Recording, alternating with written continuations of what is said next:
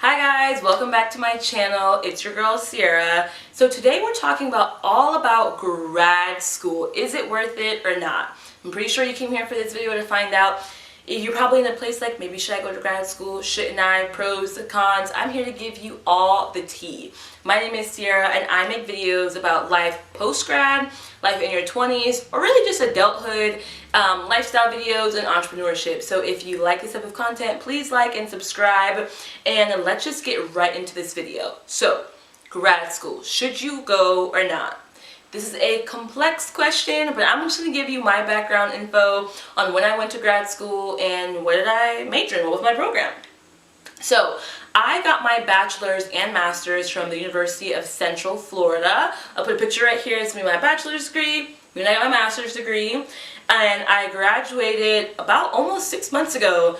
I graduated in August of 2021 with my master's degree in public administration. And I picked this program honestly because at the time I wanted to be a politician, and public admin was one of those degrees to kind of get you in that field into politics. And so I went to go, that's why I decided to get why I decided to pick the public admin program. And because at UCF at the time, not sure if it's still like this, but for the public admin degree, you did not have to take the GRE. And the GRE is basically that graduate entrance exam test. It's like your ACT or SAT just for grad school. And at UCF, it didn't require it. So I was like, perfect, check, no GRE. And this goes for what I want to do when I get older, I guess. I'll go for it. And that's pretty much how it happened. I graduated August of 2019 with my bachelor's degree in elementary education, and then 3 weeks later I started my master's at the end of August of 2019 and then graduated 2 years later in 2021. So it was a 2-year program. It was very hard, I won't lie to you guys, but it was definitely well worth it. So I made some notes here just so I can stay on track. Now, you want to more than likely go to grad school, or you're weighing your options. So just a few things to kind of touch on while you're weighing your options. First, find out, do you really need a master's degree in your field or really want it? You want to be passionate about whatever program you pick.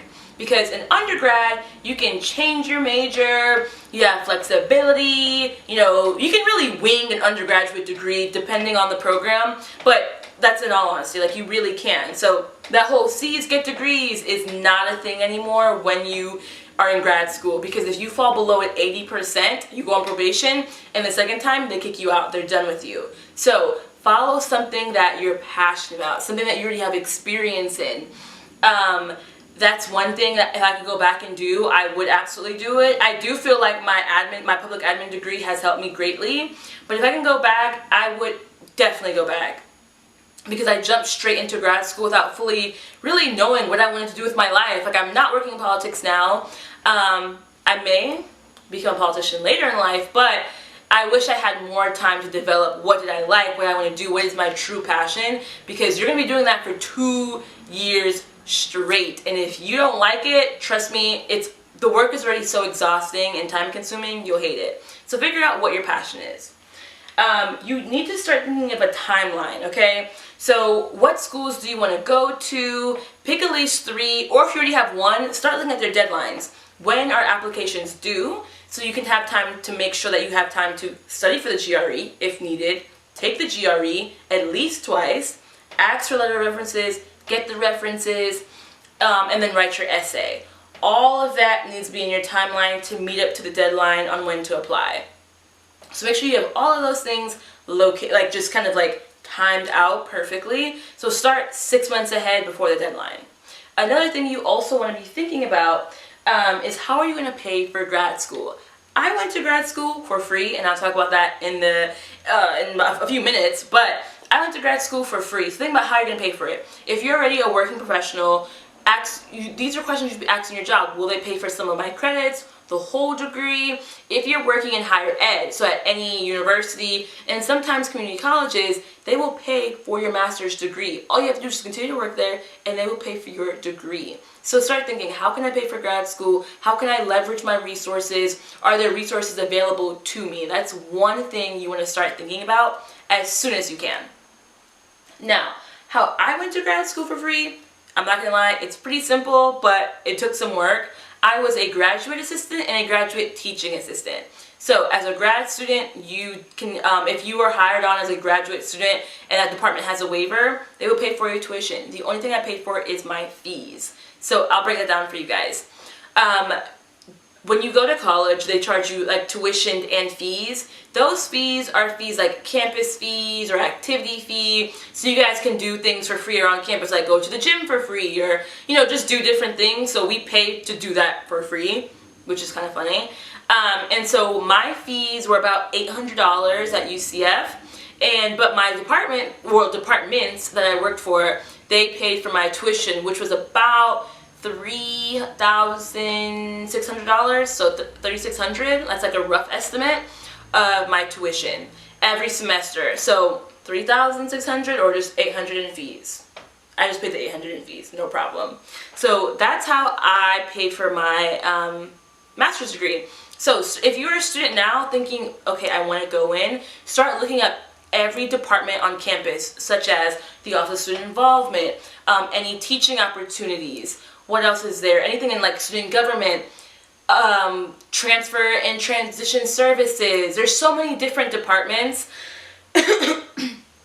And you can just kind of look on the website, see if there's any openings, or just email. You can email the assistant director or a coordinator. Those are your best bets because the actual director is probably way too busy. Email them and just kind of ask, hey, are you guys have any openings for graduate assistants? And always attach your resume and LinkedIn at the bottom so they can look it over and get back to you. That's one thing I would start doing. If you're not already in the working sector of life, you're kind of like in that student phase, that's what I would do and have done and got the job. So definitely try to do that. Also, if you were involved during undergrad, that's really helpful. I was heavily involved in my undergrad degree.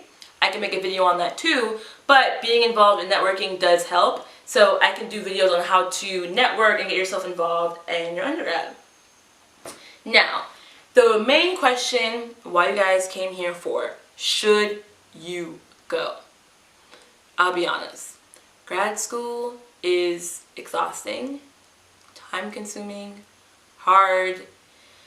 I definitely have cried, I won't lie, but it made me so much stronger and resilient and really taught me how to persevere and push me to limits I never thought I could be pushed to. So I'm very grateful for grad school, and it was a very rewarding experience. All I say is, if you want to go to grad school, there's just some things that you need to check off your list to decide if you want to go. So, once you have the following in order, you should go to grad school. Your program, a plan on how to use your master's, how you're going to pay, your true passion, and an open mind. So program is just picking that degree. You already know the degree you want? Check.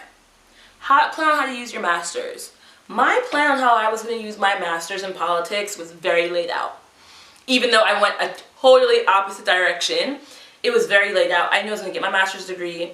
During my grad program, I was going to intern with a Florida representative, which I did. I also had opportunities to go to the Capitol in Florida, in Tallahassee. So I was already making this pipeline. And then I was going to go to DC and kind of work through there. So you want to have a plan or some sort of guideline. Even if the plan or guideline goes left off the road, you want to have a plan. How are you going to use that master's to help elevate you in your next step in your career as a person, your personal development? How is it going to elevate you? Have a guideline. How to pay. We just talked about that. Is your job going to pay? Are you going to pay? There's loans that you can take out. I believe you get up to $10,000 per semester. Don't quote me on that. I could be totally wrong, but there are loans available. Or are you going to be a grad student or a graduate teaching assistant? Those are 4 ways on how to pay for grad school. A true passion. Like I said, most grad programs max are 2 years. At minimum, it's just a year, which is perfect. But you're going to be doing this work, working with group projects, we're working with people, being collaborative, working in the field. Is this something that you're passionate about and want to learn more about? Make sure to check out the list. And lastly, an open mind. I say open mind because grad school for me, when I first started, I do think I was very closed-minded. I was just stuck in my one way, and it opened my mind so quick. I had no choice but to adapt. So going with an open mind that you're going to be in class with people that are older than you, younger than you, the same age as you, but they all bring a different experience and perspective to help you elevate your experience as a grad student and as a professional. So I say go to grad school when you have those 5 things checked off. And if this is something that you're seriously considering and you're scared, that's another reason to go.